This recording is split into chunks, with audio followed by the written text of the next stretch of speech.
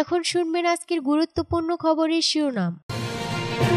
গাজার আরও 23 জনের মৃত্যু, নতুন করে বাসিন্দাদের এলাকা ছাড়ার নির্দেশ।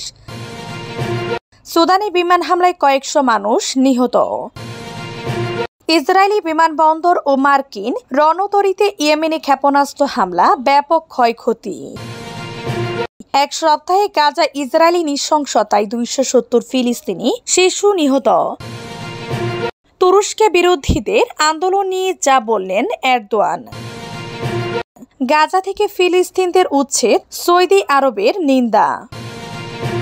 গাজার আরও 23 জনের মৃত্যু, নতুন করে বাসিন্দাদের এলাকা ছাড়ার নির্দেশ। ফিলিস্তিনের গাজায় আরও হাজার হাজার বাসিন্দাকে এলাকা ছেড়ে যাওয়ার নির্দেশ দিয়েছে ইসরায়েল।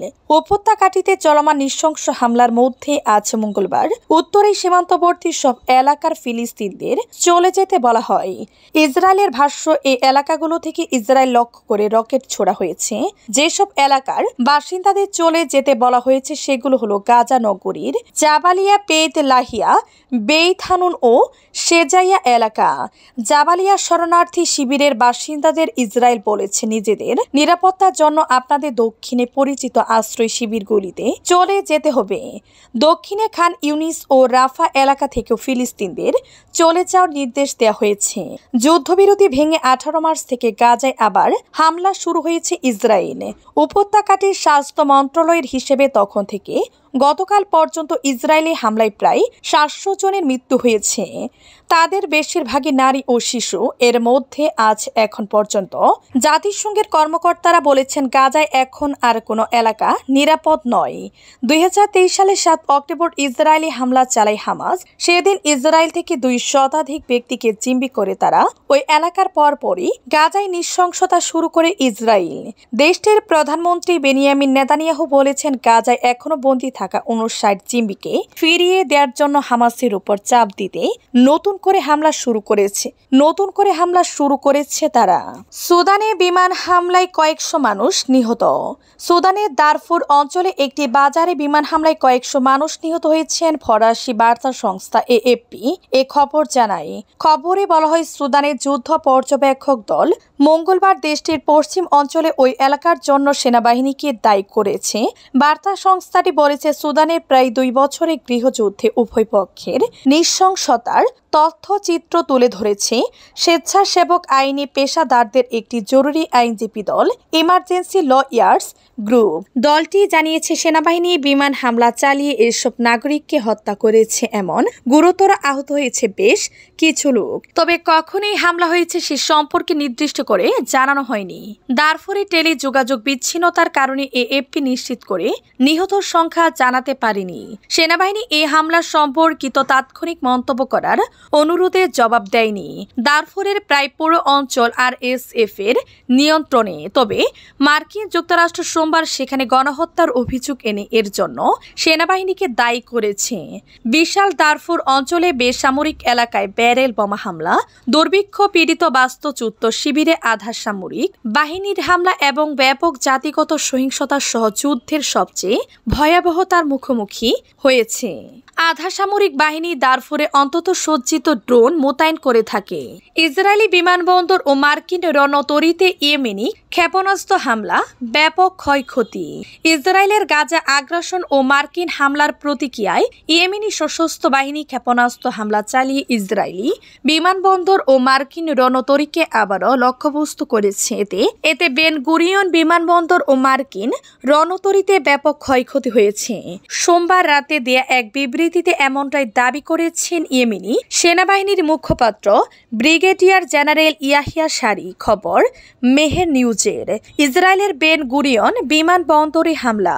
বিবৃতিতে ইয়াহিয়া সারি জানান, ইয়েমেনের সশস্ত্র বাহিনী সোমবার রাতে ইসরায়েলের দখলকৃত ইয়াফা অঞ্চলের বেন গুরিয়ন বিমানবন্দরে 2টি ব্যালিস্টিক ক্ষেপণাস্ত্র নিক্ষেপ করেছে, যার মধ্যে ছিল জুলফিকার, অন্যটি সুপারসনিক প্যালেস্টাইল 2। গাজায় ফিলিস্তিনদের উপর চলমান ইসরায়েলি আগ্রাসনের প্রতিশোধ নিতে এবং সংহতি প্রকাশের অংশ হিসেবে এই হামলা চালানো হয়েছে উল্লেখ করেন তিনি। মার্কিন রণতরী হ্যারি এস ট্রুমান লক্ষ্য করে হামলা। ব্রিগেডিয়ার জেনারেল সারি আরও জানান, ইয়েমেনি বাহিনী লোহিত সাগরে অবস্থান করা মার্কিন রণতরী হ্যারি এস ট্রুম্যান এবং তার সঙ্গে থাকা কয়েকটি যুদ্ধ জাহাজের উপর একাধিক ব্যালিস্টিক ও ক্রুজ ক্ষেপণাস্ত্র এবং ড্রোন হামলা চালিয়েছে। এক সপ্তাহে গাজায় নৃশংসতায় 270 ফিলিস্তিনি শিশু নিহত। ইসরায়েলি হামলায় গাজায় এক সপ্তাহে অন্তত 270 শিশুর প্রাণ গেছে। যুদ্ধবিরতির আলোচনা ভেস্তে যাওয়া নতুন করে সম্প্রতি গাজায় হামলা শুরু করেছে তেল আবিব। আন্তর্জাতিক সংস্থা সেভ দ্য চিলড্রেন শিশু হত্যার এই তথ্য জানিয়েছে। টানা 8ম দিনের মতো গাজায় বোমাবর্ষণ অব্যাহত রেখেছে ইসরায়েলি বাহিনী। মঙ্গলবার ভোরে রকেট হামলায় গাজায় 7 শিশুসহ কমপক্ষে 23 জন নিহত হয়েছে। সেভ দ্য চিলড্রেন বলেছে, গত 28 মার্চ পুনরায় হামলা শুরুর পর থেকে 270 জনের বেশি শিশু নিহত হয়েছে। মঙ্গলবার ভোরে রকেট হামলায় গাজায় 7 শিশুসহ কমপক্ষে 23 জন নিহত হয়েছে। সেভ দ্য চিলড্রেন বলেছে, গত 28 মার্চ পুনরায় হামলা শুরুর পর থেকে 270 জনের বেশি শিশু নিহত হয়েছে। গাজার স্বাস্থ্য মন্ত্রণালয় বলেছে, 2023 সালের 7 অক্টোবরের পর থেকে উপত্যকা জুড়ে ইসরায়েলের যুদ্ধে এ পর্যন্ত অন্তত 50,144 ফিলিস্তিনি নিহত এবং 1,13,704 জন আহত হয়েছেন। তবে গাজার সরকারি মিডিয়া অফিস মৃতের সংখ্যা 61,700-রও বেশি বলে দাবি করছে।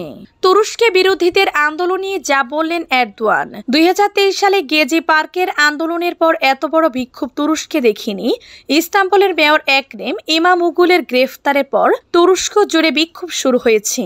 বিক্ষোভকারীরা মূলত অবস্থান বিক্ষোভের মাধ্যমে প্রতিবাদ আন্দোলন সংগঠিত করেছেন। কোথাও আইন ভাঙেনি তারা।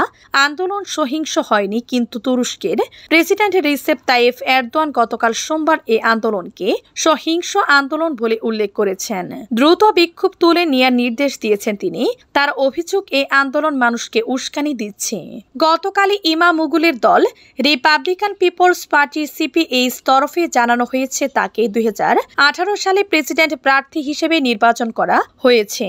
গতকাল এরদোয়ান বলেছেন, ইমামোগলুর গ্রেফতার ঘিরে যে বিক্ষোভ শুরু হয়েছে তা সহিংস চেহারা নিয়েছে। সিপিএইচ দলকে সতর্ক করে এরদোয়ান বলেছেন, প্রশাসনের ধৈর্যের বাঁধ ভাঙতে দিবেন না, তার আগে এই বিক্ষোভ তুলে নিয়ে হোক। প্রেসিডেন্টের অভিযোগ, সিপিএইচ মানুষকে উত্তেজিত করে তুলেছে। এরদোয়ানের অভিযোগ, এই আন্দোলনের জেরে পুলিশ কর্মীরা আহত হয়েছেন, দোকানের কাজ ভেঙেছে, বেশ কিছু সরকারি সম্পত্তির ক্ষতি হয়েছে। এই সব কিছুর উত্তর চা হবে সিপিএইচ এর কাছে। পার্লামেন্টে রাজনৈতিক উত্তর দিতে হবে তাদের, আর আদালতে আইনি লড়াই লড়তে হবে। এরদোয়ানের এই বক্তব্যের পর বিক্ষোভ আন্দোলনে ভাটা পড়েনি। গতকাল দেশ জুড়ে এই আন্দোলন 6ষ্ঠ দিনে পড়েছে। গাজা থেকে ফিলিস্তিনদের উচ্ছেদ, সৌদি আরবের নিন্দা, অধিকৃত পশ্চিম তীরে অবৈধ বসতি স্থাপনের স্বীকৃতি এবং গাজা উপত্যকা থেকে ফিলিস্তিন